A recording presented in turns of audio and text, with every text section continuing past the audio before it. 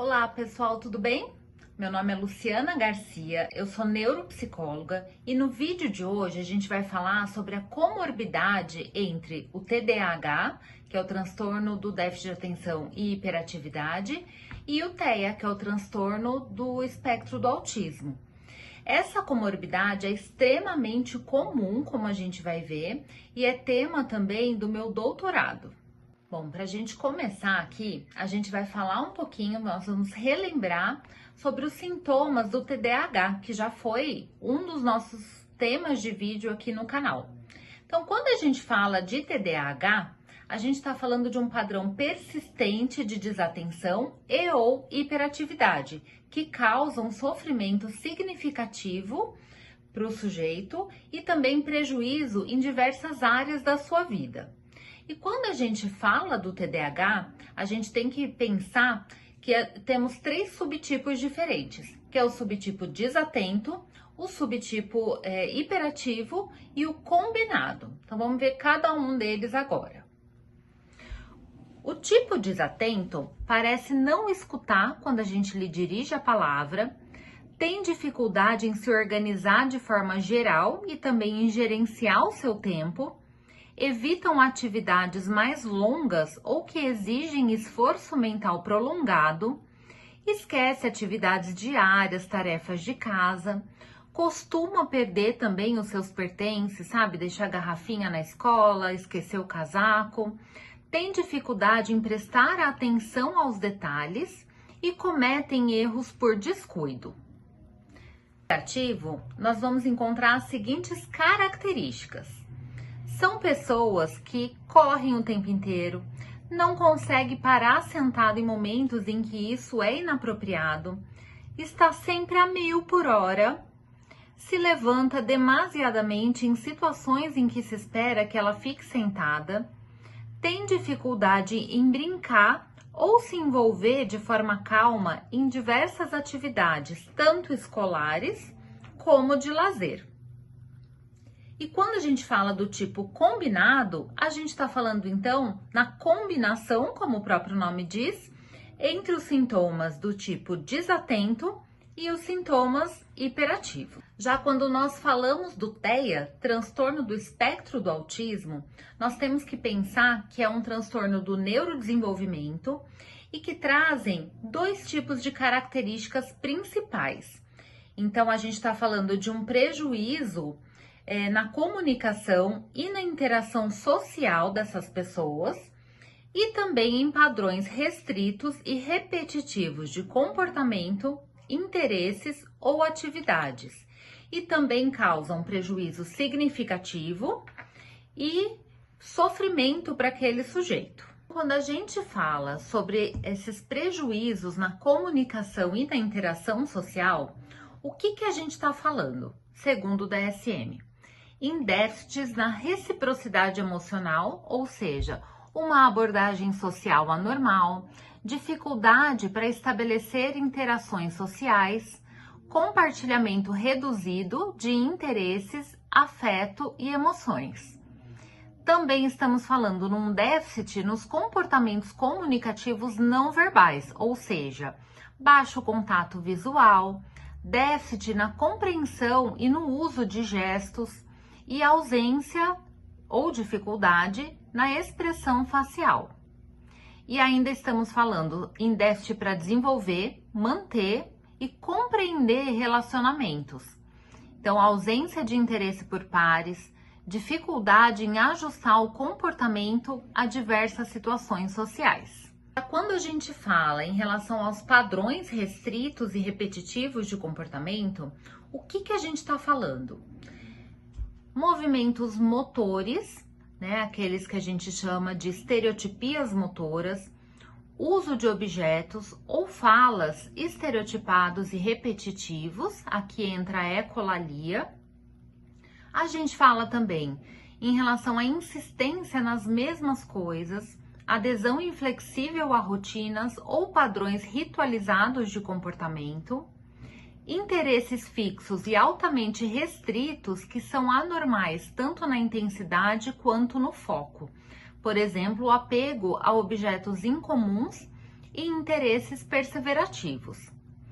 E ainda, hiper ou hiporreatividade a estímulos sensoriais ou interesses incomuns por aspectos sensoriais.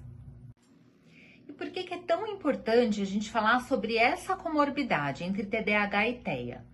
Bom, quando a gente tem a comorbidade entre esses dois quadros, a gente normalmente diagnostica um deles primeiro e atribui as características do outro diagnóstico a este primeiro diagnóstico, o que acaba atrasando muitas vezes a intervenção adequada.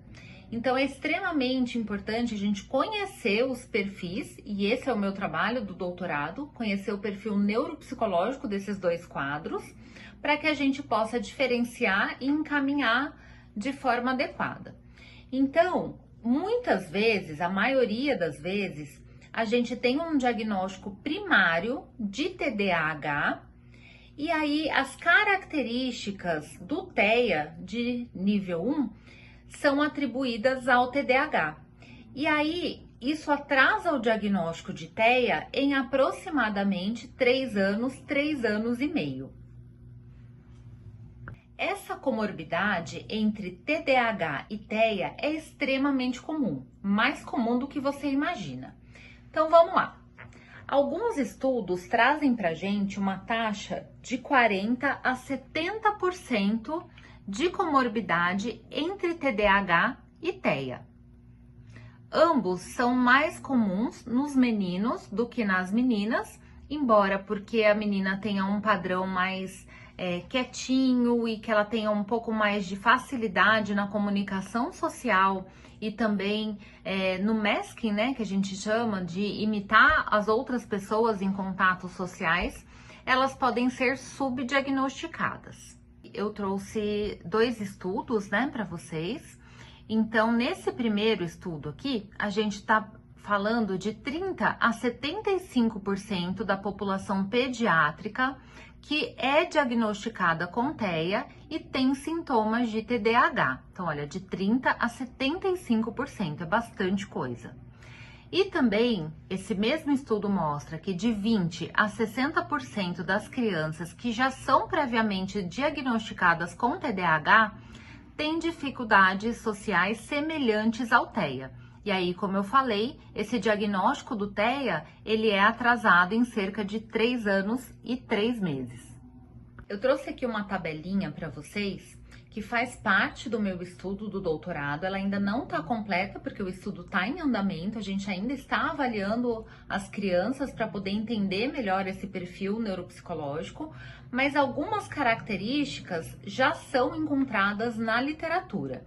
Então, como é que a gente diferencia? Quando a gente pensa em função executiva, como vocês podem ver aqui na tabela, o TDAH, ele tem uma dificuldade maior no controle inibitório e na memória de trabalho. Já o TEA, ele tem uma dificuldade maior no planejamento, uma pior flexibilidade cognitiva, maior dificuldade também na memória de trabalho e uma pior generatividade. Quando a gente fala de atenção, o TDAH tem uma pior atenção sustentada, enquanto no TEA a gente encontra uma pior atenção alternada. As pessoas com TDAH são facilmente distraídas, tendem a fazer múltiplas atividades ao mesmo tempo, se concentra por poucos minutos nas tarefas, a não ser quando ele encontra o hiperfoco, não presta atenção aos detalhes e compartilha a atenção, o que é diferente do TEA. No TEA a gente tem uma dificuldade no compartilhamento da atenção. Além disso, essas pessoas fazem apenas uma atividade por vez, elas se concentram por períodos maiores do que as pessoas com TDAH e prestam mais atenção nos detalhes do que no todo. Quando a gente fala das emoções, elas expressam emoções de forma mais clara e direta quando tem TDAH, o que é diferente do TEA, que tem uma dificuldade maior em demonstrar uma ampla gama de emoções. No TDAH, a gente tem uma confusão entre o reconhecimento facial de raiva e medo. Já no TEA, a gente tem um pior reconhecimento de emoções no geral. Pensando nas habilidades sociais, a pessoa com TDAH quer ter amigos e elas perdem os amigos, não sustentam as amizades por conta da sua impulsividade.